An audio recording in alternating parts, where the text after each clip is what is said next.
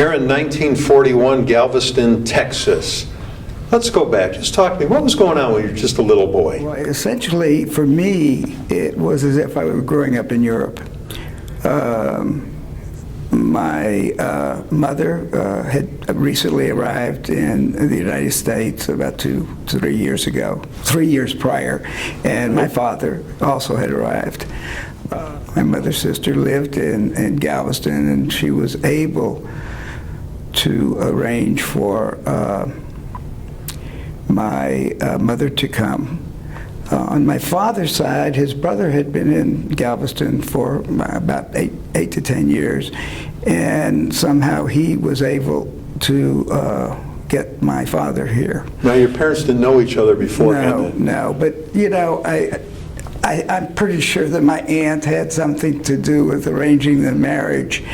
And during the first, my father died when I was about 9, before my 10th birthday, right before my 10th birthday. And my mother was left a widow, and although she was fluent in about 5 or 6 languages, in so many ways the devastation of the Holocaust really almost consumed us, so that she was very afraid for us to. She spoke 5 languages, and yet she would not speak any of these languages in front of us except maybe occasionally Yiddish, primarily because she wanted us not to stand out, that there would be no way. She had such fears of Nazis coming over that she didn't want us to stand out by being bilingual, let's say, whereas today it's very, very common. Right. My mother's family, with the exception of her sister, died in the concentration camps in Europe. On the other hand, my father was so much more of a free spirit, although I know very little about him because he died when I was so young. He had a brother who had brought him there. He had 2 sisters. Literally, one of them just appeared one day during the war. I have no recollection of when she came, or when my grandmother, his mother, came. They just appeared. Now, he had one other sister, and she was caught by the Nazis. However, she was blonde and blue-eyed and was fluent in German. They couldn't imagine that she was Jewish. So, and she obviously was a good actress. She wanted to be one. And went through Nazi-occupied territory to Italy and then subsequently to Palestine. And from what I understand, she fought in the pre-Israeli, either Haganah or probably, knowing what I've heard about her, it may have been in the Irgun, which was a little bit more underground at that time. Now, where did your dad, what country did he come from? My dad came directly from Vienna, but he was born in Poland. Okay, and what about your mom? My mom came directly from Poland, and it's actually in the area that's being fought over with the Russians now, in the Lithuania area adjacent to Poland. It was an area that was constantly in strife between the Russians one year and then the Polish took over the next year. So she was fluent in both languages. Yeah. Now your grandparents, you never saw them? I saw one, as I said, my father's mother appeared sometime, and I have no earthly idea of how she got there. As his sister, the same thing is true. I wouldn't have, they may have bribes. I don't know how they got there. Yeah. What did your dad do for a living? He owned a grocery store. Okay, and then your mom, when he passed away, did your mom keep running it? She assumed the grocery store for about a year and a half, but it became too much for her. And so then she began to work as a clerk in a dressing store. Now, I know your folks tried to shelter you somewhat or protect you because of their fears of the war, but did they ever talk about the family lost or anything about the war? Never. Most of what I have learned has actually been, when I was more than an adult, I had been married for some time, and my children actually got my mother to open up to them more than she ever did to me. She would occasionally tell anecdotal stories about how the Lithuanians would come into the synagogue and they would lock the doors, and somebody would, the one door that was open, somebody would yell fire and they would come out, people would run out in terror, and an arbitrary number would be shot. So we had those kinds of little antidotes, but the key here was that we were told not to stand out. Now, Galveston at that time, even though it was a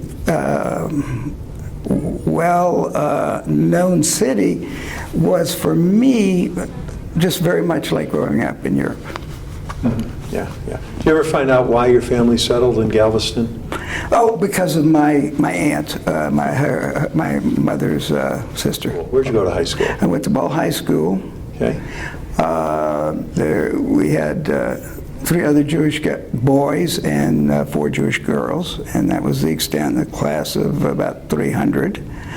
And yet, ironically, most of my friends were non-Jewish rather than Jewish. Right. And what'd you guys do for fun? I worked. We were so poor that I literally, at that time, the legal age for employment, I think, was 14, and I started working at 14 years of age. What were you doing? I was working primarily in a grocery store, a chain. There was a chain down in Galveston, and I was working first as a sacker and then as a clerk. Yeah, yeah. Now, do you remember when you were able to get your first car? That was after after we were married. I never owned a car until we were married. I learned to drive now at a very young age and got a license, a hardship, what is considered today a hardship license. And my wife said I really missed the instruction of a good teacher in my driving even today.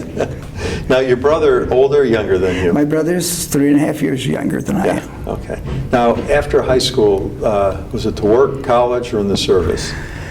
After high school, I went to college. I went for approximately 3 years. I did not graduate, but I took the medical school entrance exam and was successful, and because of my grades, and I was asked to go to medical school in what would have been my 4th year of college. Right, and what school was this? It was the medical school in Galveston. Okay, and then how come you didn't finish? Because we didn't have the money. I mean, okay. It was essentially without scholarships and a local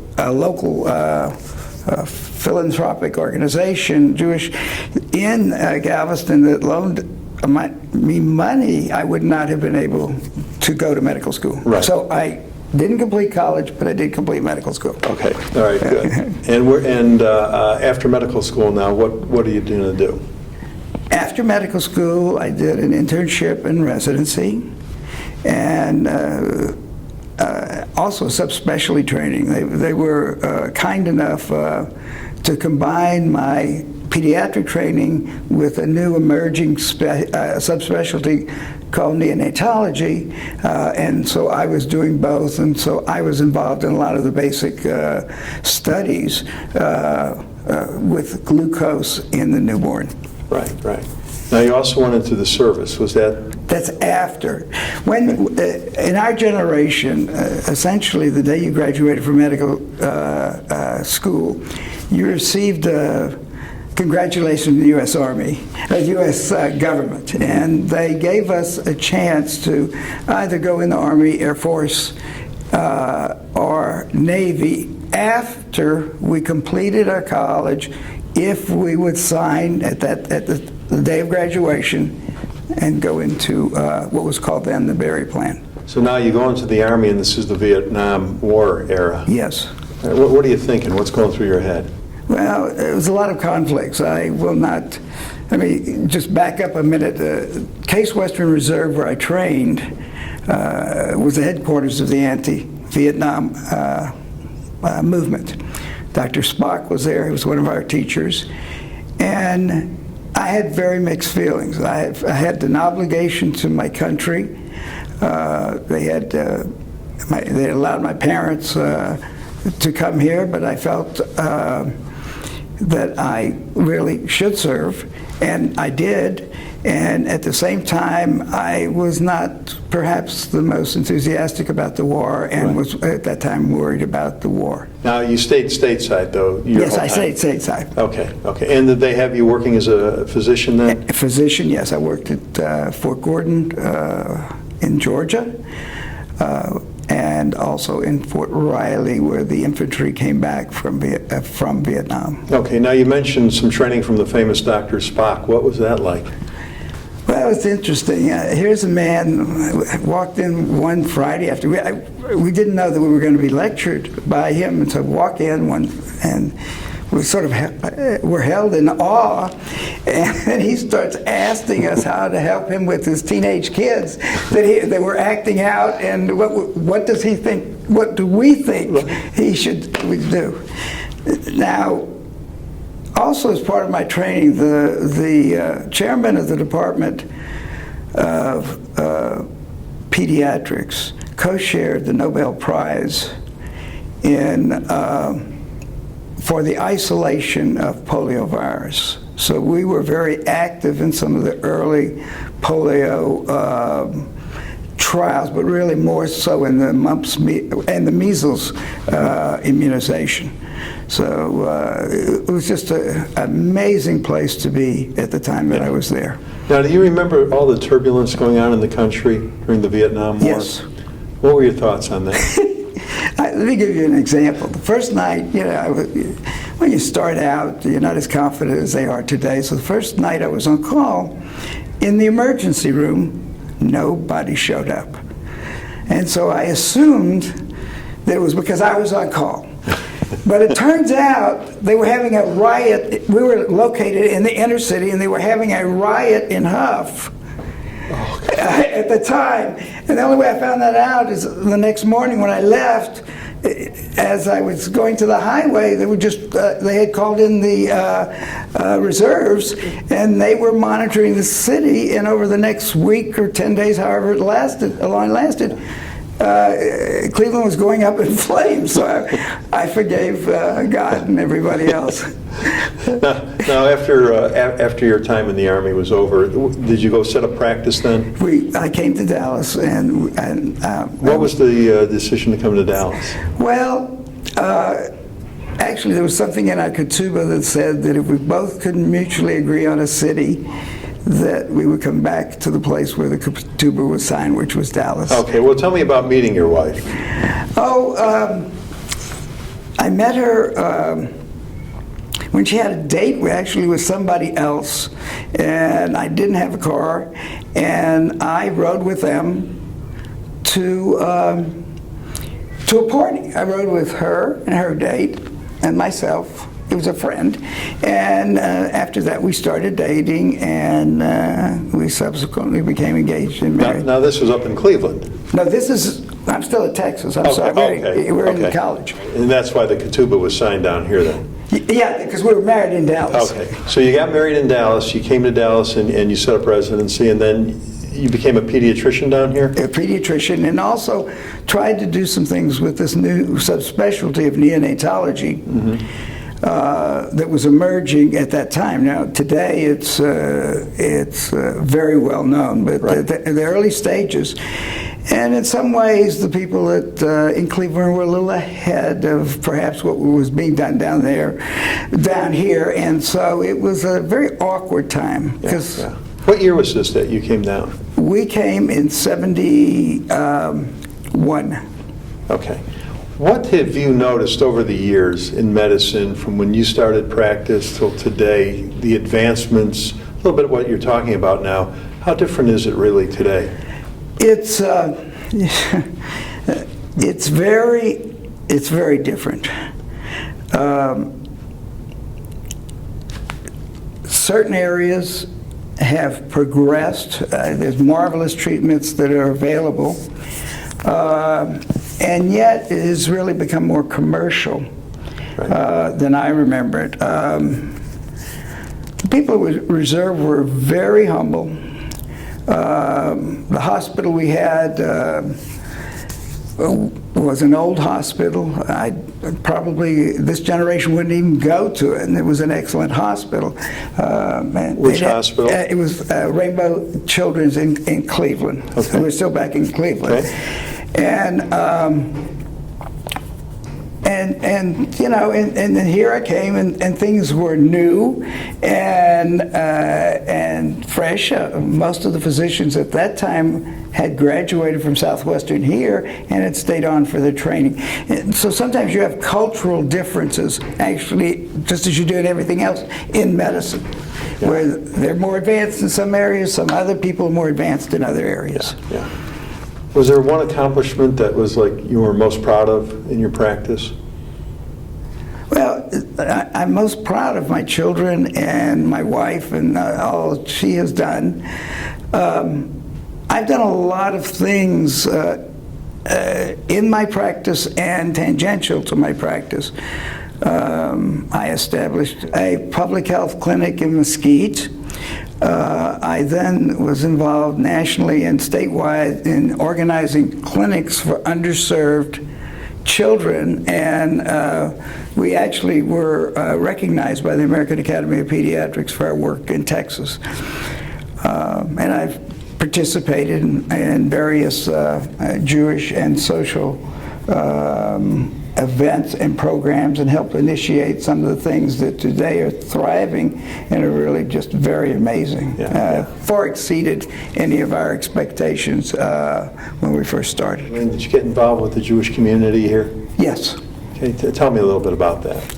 Dallas at that time was a very inbred community, and here I was, this street fighter that had gotten into medical school and had worked very hard, and so, you know, I was a little crude, I think is the best word to use, not intentionally, just by who I was. And I was involved in the early phases of starting what is now called the Vadakashras, which is the certifying agent for kosher products, kosher places in the Dallas area. And you know, we didn't have social media. We really had to use a lot of different tactics to get people to come along. I was also involved in a adult Jewish education program that was started for the community with the understanding that the synagogues at that time would not compete directly on the days that we had the adult Jewish learning time. Yeah. Happiest time in your life? Happiest time in my life is actually the birth of my children and my wife putting up with me and the sort of making me, or attempting to make me, a little bit more sophisticated and a little bit more aware that, you know, I shouldn't be a bull in a china shop. Yeah. Now, in your lifetime, was there an invention that came along that you just went, wow, how did we ever get along without that? Well, that's a very interesting question. I am fascinated by the computer. If I were to pick some things that have amazed me, is the disappearance in this country of polio, some of the advances in transplant, and that are just amazing. So it really, there's been a lot of change. Mm-hmm. Mm-hmm. Now, in your lifetime, there's been so many momentous occasions that you lived through. Of course, the Vietnam War era, President Kennedy assassination here in Dallas. Something good, the moon landing for the first time in '69, of course, the tragedy of 9/11. Was there something that happened on the national scene that you know exactly where you were and how it affected you?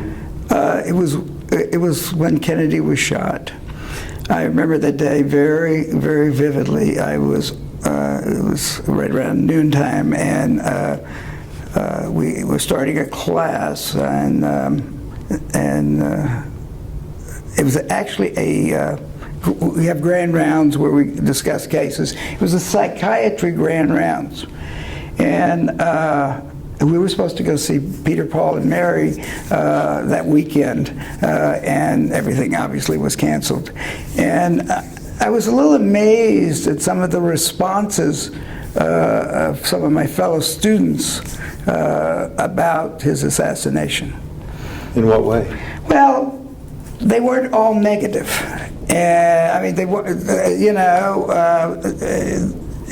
it made me realize how diverse a population my class of 100 was. There were people that were not really upset and thought that the country had evidently drifted to a certain way, in a certain way, that this might rectify it in some ways.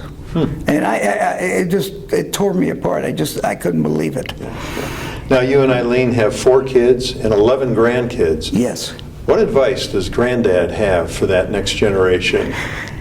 You know, they're way out of my league already. They have the availability with technology and the things that they can do. I just, to appreciate who they are, to appreciate their parents and hopefully their grandparents too, and that we can set certain examples, both religiously in our everyday life, that will be a positive influence on them. And my wife is very, very good at doing this. Very good. Well, thanks for doing this today. Oh, thank you. Did a great job.